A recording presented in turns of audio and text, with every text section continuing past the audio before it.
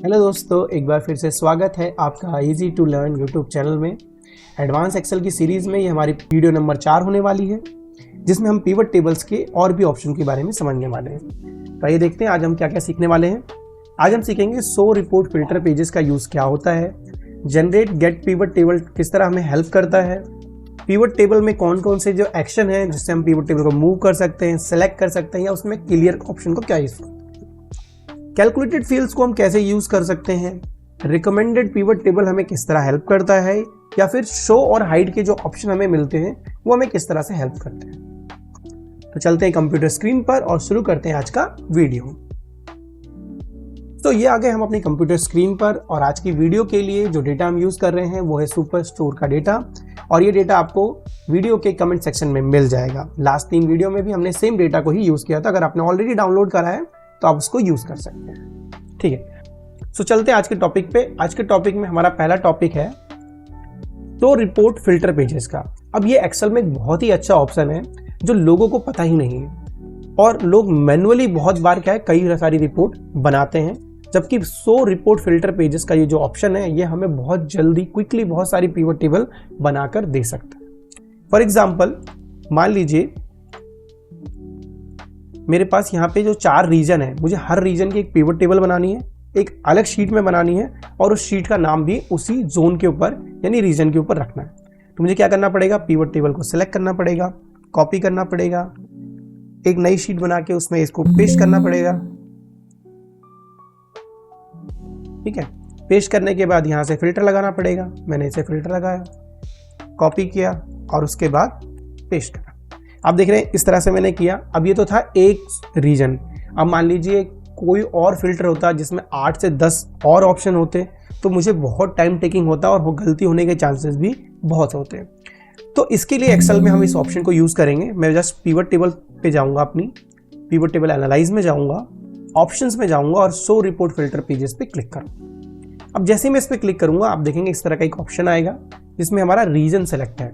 आप देखेंगे जो कॉलम हमने फिल्टर में डाला है वो हमें यहाँ सिर्फ शो कर रहा है, जो हमने रो लेवल या कॉलम लेवल में डाला है वो यहाँ शो नहीं करेगा, केवल रिपोर्ट फिल्टर वाली चीज़ें यहाँ शो करेंगी। अगर मान लीजिए मैं यहाँ एक और ऑप्शन डाल देता, मान लीजिए मैं शिफ्ट मोड को इंसर्ट कर देता और ऑप्शन में जाके शो रिपोर्ट फिल्टर पे क्लिक करता, तो मुझे इस तरह से 2 ऑप्शन मिलते जो रिपोर्ट फिल्टर में यहाँ पर अवेलेबल हैं। तो अभी मुझे रीजन में इंटरेस्ट है तो मैं रीजन पे क्लिक करके जैसे ही ओके करूँगा आप देखेंगे विद इन ए सेकेंड आप देखेंगे नीचे सेंट्रल, ईस्ट, साउथ और वेस्ट सारे जोन के लिए एक एक शीट जनरेट हो गई है, और उनमें पाइवट टेबल भी है और पाइवट टेबल में वही फिल्टर भी लगा है। तो आपने देखा कितना इजी हो जाता है हमें रिपोर्ट जनरेट करना बेस्ड ऑन पिवट टेबल के रिपोर्ट फिल्टर पे। ठीक है, चलिए अगले ऑप्शन की तरफ बढ़ते हैं जो कि है जनरेट गेट पिवट डेटा। ठीक है, अब जब आप पिवट टेबल यूज करते हैं तो कभी ना कभी जब आप कभी सेल रेफरेंस का यूज करते हैं, मान लीजिए आपको क्वांटिटी डिवाइड बाय कुछ करना है, तो आप जैसे इसको करते हैं तो इस तरह से एक फॉर्मूला आ जाता है। ठीक है, अब ये फॉर्मूला बहुत लोगों के समझ में नहीं आता क्योंकि उनको वैसे भी फॉर्मूले की नॉलेज नहीं होती है, और इतना बड़ा फॉर्मूला ये ऑटोमेटिक यहाँ पे लिख गया, और जब भी इस फॉर्मूले को आप ड्रैग करते हैं तो आपको रिजल्ट नहीं मिलता है। ठीक है, अब पिवट टेबल का ये एक स्पेसिफिक फॉर्मूला है, ओनली फॉर्मूला है जो हमें पिवट टेबल में मिलता है। ये क्या करता है कि जो करंट पिवट टेबल है उसमें से कुछ डेटा को फेच करता है, लेकिन हम जो करना चाहते थे कि मैं इक्वल्स टू प्रेस करके, जैसे मान लीजिए मैं D6 सेलेक्ट करके एंटर प्रेस करता हूं और मैं कुछ इस तरह का ऑप्शन चाहता था। ठीक है, लेकिन यहां तो इसका बिल्कुल उल्टा हो गया है। तो ऐसा क्यों हुआ? ठीक है, और इसके क्या एडवांटेज है, गेट पिवट टेबल डेटा जो है वो किस तरह से हमें हेल्प करता है। तो आइए इसको समझने के लिए काम करते हैं।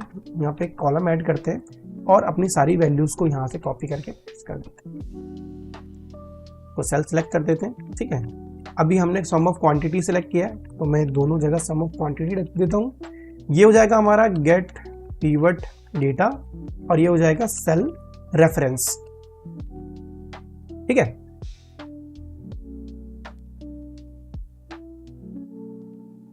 अब अगर हम इस फॉर्मूले की तरफ चलते हैं तो आप देखेंगे यहाँ पे जो फॉर्मूला सिलेक्टेड है यहाँ पे फर्निशिंग सिलेक्ट है। ठीक है, और ये हमारा फील्ड 2 का आइटम नंबर 2 है। तो अगर मैं इस फॉर्मूले को समझने की कोशिश करता हूँ तो आप देखेंगे गेट पिवट डेटा एक फॉर्मूला है, जिसमें सबसे पहले हमारा है, हमारे पास ऑप्शन आ रहा है सम ऑफ क्वांटिटी, जो कि हमारा डेटा फील्ड है, यानी जो भी हमने कॉलम सेलेक्ट किया था अपने पिवट टेबल में, ये उस कॉलम का नाम है। उसके बाद पिवट टेबल, ये पिवट टेबल का रेफरेंस है कि पिवट टेबल कहाँ पर है। A4 नंबर इसने सेलेक्ट किया है जो कि रो लेवल है। उसके बाद हमारा फील्ड 1 है, यानी जो भी कॉलम हमने रो लेवल में डाला है उस फील्ड का नाम और उस फील्ड का कौन सा आइटम हम यूज कर रहे हैं वो। जैसे कि अगर आप देखेंगे पहला हमारा फील्ड जो था वो कैटेगरी का था, उसमें से फर्नीचर यूज हो रहा है, नीचे ऑफिस सप्लाई है ना। अब फील्ड 2 में जाऊंगा तो वो सब कैटेगरी है, सब कैटेगरी के अंदर फर्निशिंग वाली वैल्यू अभी आइटम 2 में सेलेक्ट है। तो होता क्या है, जब हम इस फॉर्मूले को ट्रैक करते हैं तो ये फॉर्मूले में सारी वैल्यू जो है हार्ड कोडेड होती हैं, इसलिए ये चेंज नहीं होती। इसके लिए हम क्या कर सकते हैं कि इस फर्निशिंग को यहां से मूव करके यहां से फर्निशिंग को सिलेक्ट करके एंटर प्रेस कर देते हैं। आप देखेंगे कि वैल्यू हमें मिल गई, फर्निशिंग की जगह फर्निशिंग, चेयर की जगह चेयर, टेबल की जगह टेबल, और सेम वैल्यू मुझे सेल रेफरेंस से भी देखने को मिल रही है। यहाँ तक तो बात बिल्कुल ईजी हो जाती है। बट जैसे मैं क्या करता हूँ, कुछ फिल्टर लगाने की कोशिश करता हूँ, तो मैं अगर एक काम करता हूँ, रीजन का एक कीवर्ड बना लेता हूँ। सो मैंने रीजन का एक कीवर्ड बना लिया, ठीक है। अब देखेंगे मैं यहाँ पे ईस्ट पे फिल्टर लगाता हूँ। जैसे ही मैंने ईस्ट पे फिल्टर लगाया, आप देखेंगे यहाँ नंबर डिफरेंस हो गए हैं, ठीक है। हमें फर्निशिंग के जो आइटम का वैल्यू आ रहा है 1015 आ रहा है, जबकि सेल रेफरेंस में वो 271 आ रहा है, जो कि इनकरेक्ट वैल्यू, क्योंकि 271 तो टेबल की वैल्यू है। तो सेल रेफरेंस अपना काम बिल्कुल अच्छे से कर रहा है कि करंट जो D6 सेल है उसमें से जो वैल्यू उसको उठा के रख रहा है। लेकिन गेट पिवट डेटा क्या कर रहा है कि पिवट टेबल में जो भी वैल्यू हमने उसको सिलेक्ट करके दी है वो केवल उसी आइटम की वैल्यू हमें रिटर्न कर रहा है। क्योंकि यहाँ फर्निशिंग सेलेक्ट है तो वो ऑटोमेटिक फर्निशिंग को ही हमें आउटपुट में दे रहा है। यहाँ चेयर सेलेक्ट है तो चेयर का आइटम आ रहा है, इररेस्पेक्टिव उनका ऑर्डर क्या है, ठीक है।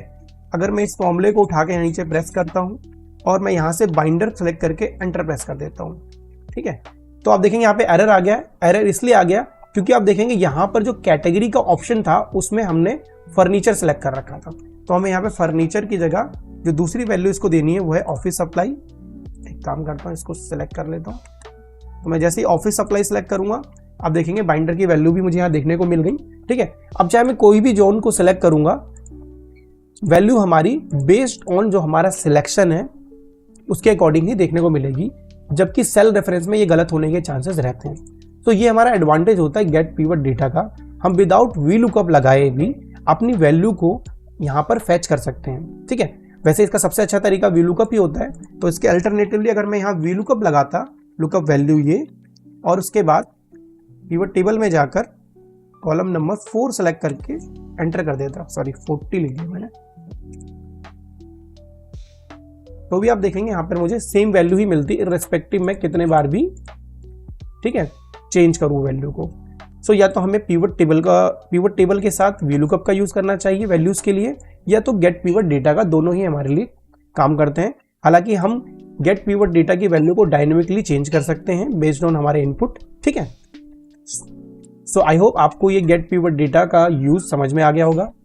बढ़ते हैं अपने नेक्स्ट ऑप्शन पे, ठीक है। मैं इनको यहां से क्या करता हूं, रिमूव कर देता हूं और इस स्लाइसर को भी हटा देता हूं, ठीक है। अगला जो ऑप्शन है हमारे पास वो है एक्शंस का। अब एक्शंस को समझने के लिए सबसे पहले हम समझते हैं कि जब हम पिवट टेबल को मूव करते हैं तो कई बार क्या होता है, गलती से हम क्या करते हैं, इतना ही पोर्शन सेलेक्ट करके कॉपी कर लेते हैं, और जब हम किसी दूसरी शीट पे जाकर पेस्ट करते हैं तो हमें पिवट टेबल की जगह उसकी वैल्यू पेस्ट हो जाती है, ठीक है। और ये हमारे लिए बहुत प्रॉब्लमेटिक होता है कि यार ऐसा कैसे हो गया। इस प्रॉब्लम को ये जो तरीका है ये गलत अप्रोच होता है। इसको सही अप्रोच करने के लिए क्या करना पड़ता है, हमें पिवट टेबल पे जाना है, उसको सिलेक्ट करना है, कोई भी एक सेल को सिलेक्ट करना है, पिवट टेबल ऑप्शंस पे जाना है और मूव पिवट टेबल पे क्लिक करना है। जैसे हम इसे क्लिक करेंगे हमारे पास कुछ ऑप्शन इस तरह आएंगे, न्यू वर्कशीट और एग्जिस्टिंग वर्कशीट। तो मैं एग्जिस्टिंग वर्कशीट में 28 को सिलेक्ट करूंगा, A1 को सिलेक्ट करके ओके प्रेस कर दूंगा। आप देखेंगे हमारी जो पिवट टेबल है वो पिवट टेबल 2 शीट से मूव होकर शीट नंबर 28 में आ गई है। मैं इसे वापस से मूव करता हूं, ठीक है, और ये वापस से यहां पर मूव हो गई। तो आपने देखा कितने इजीली हम एक्शंस में जाकर मूव कर सकते हैं पिवट टेबल को। नेक्स्ट हमारे पास जो ऑप्शन है उसको सीखने के लिए हमें ध्यान देना होगा कि जब आप पिवट टेबल में मैं इसे थोड़ा जूम कर देता हूं, वैल्यू रो लेवल्स पे आएंगे तो आप देखेंगे कुछ इस तरह का आपको यहां पर कुछ इस तरह का आपको कर्सर देखने को मिलेगा जो कि चेंज हो जाता है प्लस से कुछ एरो की में। ठीक है, अब ये करता क्या है, जैसे ही मैं इस पर क्लिक करूंगा आप देखेंगे पूरी रो सिलेक्ट हो गई है, सिर्फ पिवट टेबल की, ना कि पूरी शीट की। तो अगर मैं 7 पे क्लिक करूंगा तो आप देखेंगे पूरी रो सिलेक्ट हो गई है इंटायर शीट की, लेकिन अगर मैं सिर्फ चेयर के पास लाकर इस पे क्लिक करता हूं तो केवल उतना ही पोर्शन हाईलाइट होता है या सिलेक्ट होता है। ठीक है, अब मान लीजिए आपने इसे सिलेक्ट कर लिया है और आपको वैल्यूज कॉपी करनी है, तो आपको एक्शंस में जाके सिलेक्ट पे जाके वैल्यूज पे क्लिक करना है। देखेंगे आप जैसे मैंने वैल्यूज पे क्लिक किया वैसे केवल वैल्यू सिलेक्ट हो गई और चेयर डीसिलेक्ट हो गया। अगर मैं लेबल पे क्लिक करूंगा तो केवल चेयर सिलेक्ट हो जाएगा। ठीक है, ठीक इसी तरह अगर मैंने मल्टीपल रो लेबल्स को हाईलाइट किया है तो मैं अगर वैल्यूज पे क्लिक करूंगा तो केवल मेरे पास वैल्यू सिलेक्ट हो गई और लेबल सिलेक्ट हो गया। बट अगर आप इसे दूसरी कैटेगरी में मूव करने की कोशिश करेंगे तो आप देखेंगे सिलेक्शन आपको दूसरी कैटेगरी तक नहीं जा रहा है। ठीक है, अगर मैं नॉर्मल सिलेक्शन करने की कोशिश करता हूं तो कुछ इस तरह से मैं सिलेक्ट कर सकता हूं, लेकिन मैं क्या कर सकता हूं, इस तरह से मैं केवल एक ही कैटेगरी के अंदर सिलेक्शन कर सकता हूं। अगर मुझे सारी कैटेगरीज को एक साथ सेलेक्ट करना है तो मुझे क्या करना पड़ेगा, तो जो हमारी सबसे पहला ऑप्शन होगा, फील्ड होगा, हमें उस पर आना है। ठीक है, जैसे मैंने फर्नीचर के नीचे कर्सर लाया, कुछ इस तरह का एरो बन गया। अब जब मैं इस पर क्लिक करूंगा तो आप देखेंगे सारी ही वैल्यू सेलेक्ट हो गई, सारे ही लेबल्स सेलेक्ट हो गए। और अब मैं यहाँ के वैल्यू पे क्लिक करूंगा, आप देखेंगे सारी ही वैल्यू सेलेक्ट हो गई। जो हमारा मेन हेडिंग है वो सेलेक्ट नहीं हुआ। मैं इसे कॉपी करके पेस्ट करने की कोशिश करता हूँ तो आप देखेंगे तो पेस्ट करते वक्त भी उसने क्या करा, जो मेन कैटेगरी थी उसको स्किप कर दिया। ठीक है, मैं कंट्रोल जेड प्रेस करता हूं, मैं फिर से सिलेक्ट करता हूं सारे लेबल्स को, उसके बाद मैं पिवट टेबल एनालाइज पे जाता हूं और इस बार मैं वैल्यू एंड लेबल्स पे क्लिक कर देता हूं। आप देखेंगे इजीली ये सब कुछ सिलेक्ट हो गया। मैं इसे कॉपी करता हूं और यहाँ पे पेस्ट करता हूं। आप देखेंगे इजीली सारी वैल्यूज सिलेक्ट हो गई, कॉपी हो गई। बट अगर इसे मैं मैनुअल करने की कोशिश करता तो मैनुअल करने पर क्या है, इस तरह से हमारे पास सारी वैल्यू आती है, जिसमें हमारे पास फर्नीचर और ऑफिस सप्लाई का ऑप्शन भी आ रहा है। ठीक है, अगर मान लीजिए किसी भी पॉइंट ऑफ टाइम पे आपको लगता है यार ये ऑप्शन मुझे किसी तरह हेल्प नहीं कर रहा, बल्कि मुझे सिलेक्ट करने में प्रॉब्लम क्रिएट कर रहा है, तो आप इसको डिसेबल कर सकते हैं। सिंपली पिवट टेबल पे सिलेक्ट करें, पिवट टेबल एनालाइज पे जाए, सिलेक्ट में जाए और इनेबल सिलेक्ट वाले ऑप्शन को हटा दें। अब आप इजीली किसी भी सेल पे सिलेक्ट कर सकते हैं और आपको वो एरो वाला ऑप्शन देखने को नहीं मिलेगा। ठीक है, चलिए बढ़ते हैं अपने अगले टॉपिक पर। अगले टॉपिक के लिए सबसे पहले मैं कुछ फिल्टर्स को यहाँ अप्लाई कर देता हूं। आप देखेंगे मैंने पिवट टेबल पे बहुत सारे फिल्टर अप्लाई कर दिए हैं।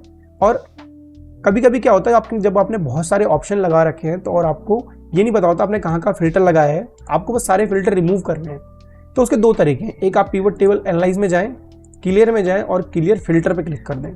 जैसे आप क्लियर फिल्टर्स पे क्लिक करेंगे आप देखेंगे सारे ही फिल्टर रिमूव हो गए, चाहे वो रिपोर्ट फिल्टर थे या रो लेवल के फिल्टर थे। कंट्रोल जेड करता हूं। ठीक है, सेम यही ऑप्शन आप क्या कर सकते हैं, डेटा में जाके फिल्टर्स के अंदर भी क्लियर फिल्टर पे क्लिक करेंगे तो सेम ऑप्शन ही अप्लाई होगा। कंट्रोल जेड प्रेस करता हूं, या फिर आप कीबोर्ड से ऑल्ट ए और सी प्रेस करेंगे तब भी सेम ऑप्शन ही हो जाएगा। ठीक है, तो ये था हमारा कि हम एक्शन में जाकर या फिर डेटा में जाकर किस तरह से पिवट के सारे ही फिल्टर्स को क्लियर कर सकते हैं। आप देखेंगे एक्शन के अंदर एक क्लियर ऑल का भी ऑप्शन है। अगर मैं क्लियर ऑल पे क्लिक करता हूं तो आप देखेंगे यह इस तरह से कुछ हमें पॉपअप मिला है जो कहता है कि जैसे ही आप इसे करेंगे तो इस पिवट टेबल से रिलेटेड जो भी आपने grouping, calculated item, calculated fields या कस्टम आइटम कुछ बनाए होंगे सब क्लियर हो जाएगा। मैं जैसे यहाँ क्लियर करूंगा आप देखेंगे ये फ्रेश पाइवट हो गया और इस पाइवट में कुछ भी प्रीवियस ऑप्शन अवेलेबल नहीं है। ठीक है, मैं क्या करता हूँ, जल्दी से एक पाइवट बनाने की कोशिश करता हूँ। अब जल्दी से पाइवट बनाने के लिए मैं क्या करूंगा, रिकमेंडेड पाइवट टेबल वाले ऑप्शन पे क्लिक करूंगा। जैसे मैं इस पे क्लिक करूंगा आप देखेंगे बेस्ड ऑन आपका डेटा एक्सेल आपको कुछ पिवट टेबल सजेस्ट करेगा। ठीक है, कई बार ये पिवट टेबल बहुत काम के भी होते हैं, तो मैं क्या करता हूँ यहाँ से एक ऑप्शन सेलेक्ट कर लेता हूँ। सम ऑफ पोस्टल कोड्स वाला ऑप्शन आ रहा है, यहाँ पर डिस्काउंट वाला आ रहा है। ओके ठीक है, मैं ये वाला ऑप्शन सेलेक्ट करता हूँ जो मुझे सही लग रहा है। मैं जैसे इसे ओके करूंगा आप देखेंगे तुरंत से सारे रो लेबल्स अप्लाई हो गए हैं। इसमें एक प्रोडक्ट कैटेगरी भी है जिसे मैं रिमूव करता हूँ। पिवट थोड़ा जूम आउट कर लेते हैं। तो हमने रिकमेंडेड पिवट टेबल वाला ऑप्शन भी सिलेक्ट कर लिया। अब आप पिवट टेबल में देखेंगे कि हमारे पास क्या होता है, यहाँ पे क्या होता है, कुछ बटन आ रहे हैं। देखें ये बटन है प्लस और माइनस के। अगर किसी पॉइंट ऑफ टाइम पे आपको लगता नहीं यार ये बटन डिस्ट्रैक्ट कर रहे हैं, मुझे इनकी ज़रूरत नहीं है, मेरे को इन्हें नहीं देखना, तो हम क्या कर सकते हैं, शो वाले ऑप्शन में जाएंगे और बटन्स पे क्लिक कर देंगे। आप देखेंगे बटन्स यहाँ से रिमूव हो गए।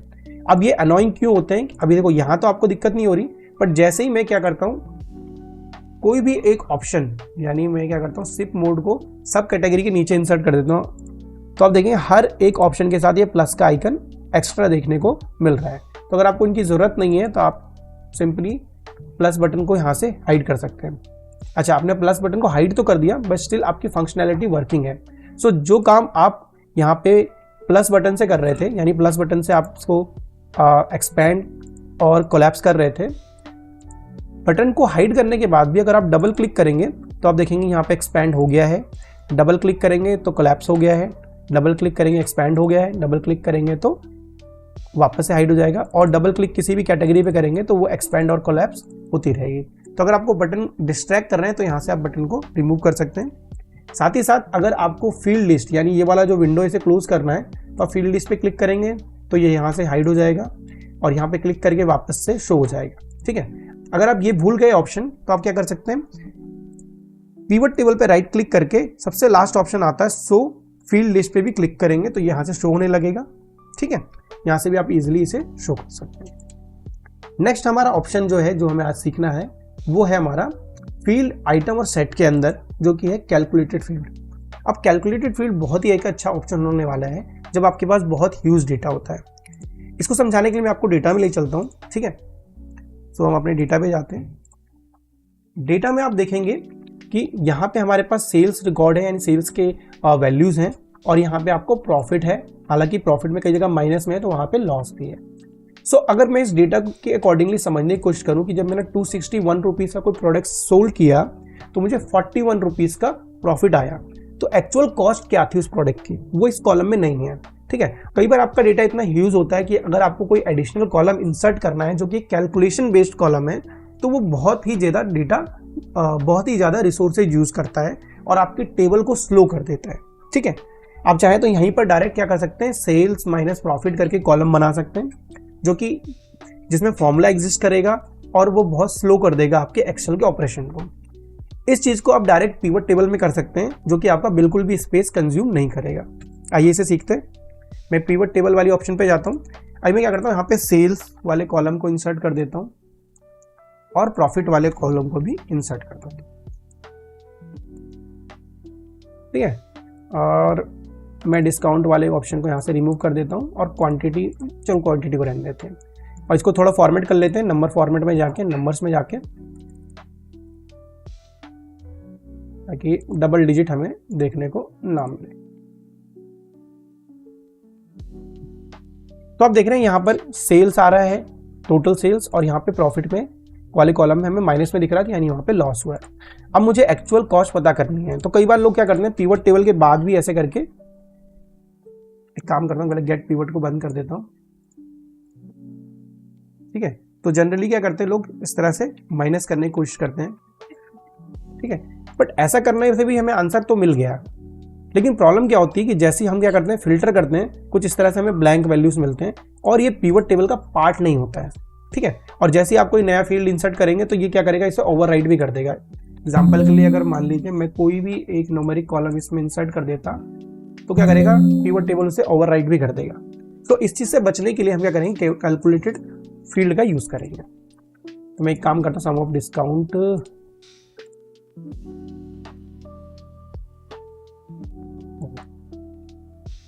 तो एक काम करता हूँ, यहाँ से वापस से प्रॉफिट को डाल देता हूँ। प्रॉफिट वापस आ गया। ठीक है, फॉर्मेट कर देते हैं। ठीक है, तो कैलकुलेटेड फील्ड के लिए हमें जाना पड़ेगा पिवट टेबल एनालाइज पे, और कैलकुलेटेड फील्ड को ऑप्शन को हम सेलेक्ट करेंगे।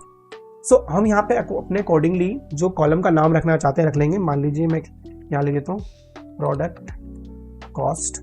ठीक है, और प्रोडक्ट कॉस्ट की जो फॉर्मूला होगा वो क्या होगा, तो मैं क्या करूँगा, यहाँ पे पहले वो जीरो रिमूव करके सेल्स इंसर्ट करूँगा माइनस प्रॉफिट। ठीक है, सेल्स प्राइस में से अगर मैं प्रॉफिट को हटा दूं तो मुझे मेरी जो कॉस्टिंग पड़ी है प्रोडक्ट की वो मुझे मिल जाएगी, और मैं इसे ओके प्रेस करूंगा। जैसे मैं ओके प्रेस करूंगा आप देखेंगे सम ऑफ प्रोडक्ट कॉस्ट, यहाँ पे कॉलम ऑटोमेटिक ऐड हो गया और ये सेम कॉलम आपको क्या होगा, आपकी फील्ड लिस्ट में भी मिलेगा। लेकिन अगर आप डेटा में जाके चेक करेंगे तो ये कॉलम यहाँ पे एग्जिस्ट करता ही नहीं है। ये एक कैलकुलेटेड फील्ड है जो कि सिर्फ पिवट टेबल तक एग्जिस्ट करता है और ये एक्स्ट्रा स्पेस भी नहीं कंज्यूम करता है आपके डेटा में या फिर आपकी एक्सेल शीट में। सो आप देखेंगे यहाँ पे ऑटोमेटिकली प्रोडक्ट कॉस्ट कैलकुलेट हो गया है। यानी अगर आप देखते हैं पहले वाले कॉलम में जो फर्नीचर है हमने टोटल सेल्स किया है 7,41,718 का, जिसमें हमें प्रॉफिट केवल 18,000 का हुआ है, तो हमारी इसकी जो कॉस्ट थी वो 7,23,000 की थी। ठीक है, तो ईजिली हमने क्या कैलकुलेटेड फील्ड यूज कर लिया। अब कैलकुलेटेड फील्ड का सबसे बड़ा फायदा ये रहता है कि आप कैसे भी फॉर्मूला लगाओ, ठीक है, वो आपका काम करता है। अगर मैं यहाँ पे रीजन में एक स्लाइसर लगा देता हूँ, जैसे ही आप देखेंगे मैंने सेंटर सेलेक्ट किया, कैलकुलेट फील्ड ने ऑटोमेटिक सारी वैल्यूज को रिकैलकुलेट कर लिया है। ठीक है, तो ये डायनेमिक रहता है आपके पिवट टेबल के लिए। अगला ऑप्शन हम देखना चाहते हैं पिवट टेबल के अंदर, आप देखेंगे यहाँ पे एक लिस्ट फॉर्मूला का भी ऑप्शन है। जैसे मैं इस लिस्ट फॉर्मूला पे क्लिक करूंगा तो एक नई शीट जनरेट हो जाएगी जिसमें कैलकुलेटेड फील्ड नाम से एक टेबल है।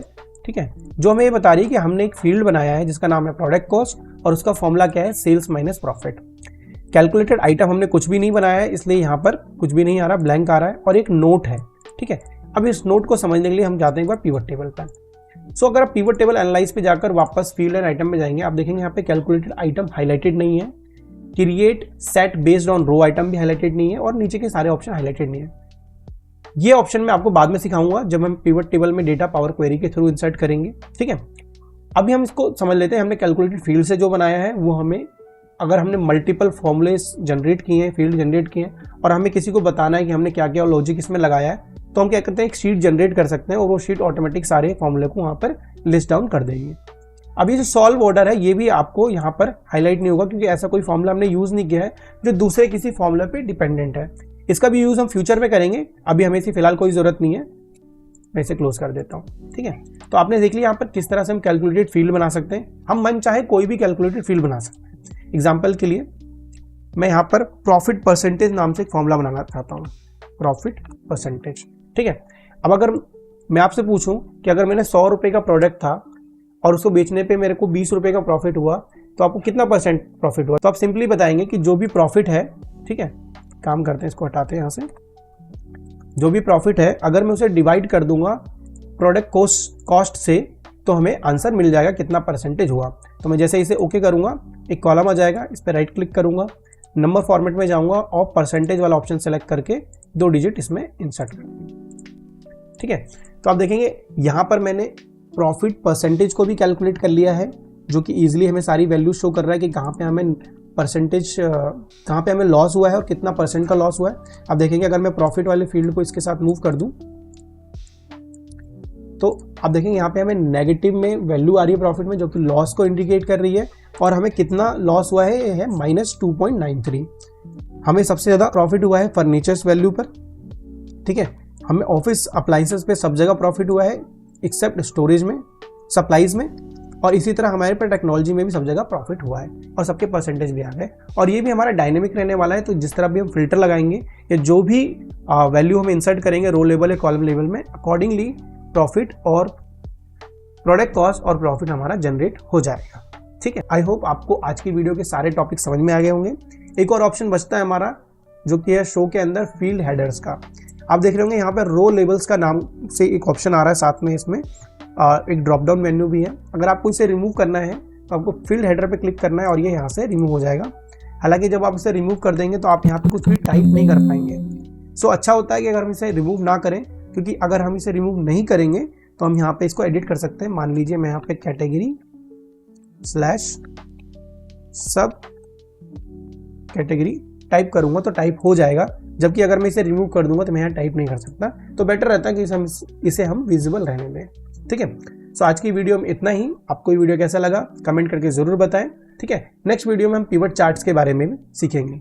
मैं मिलता हूं आपसे अगली वीडियो में, तब तक के लिए बाय।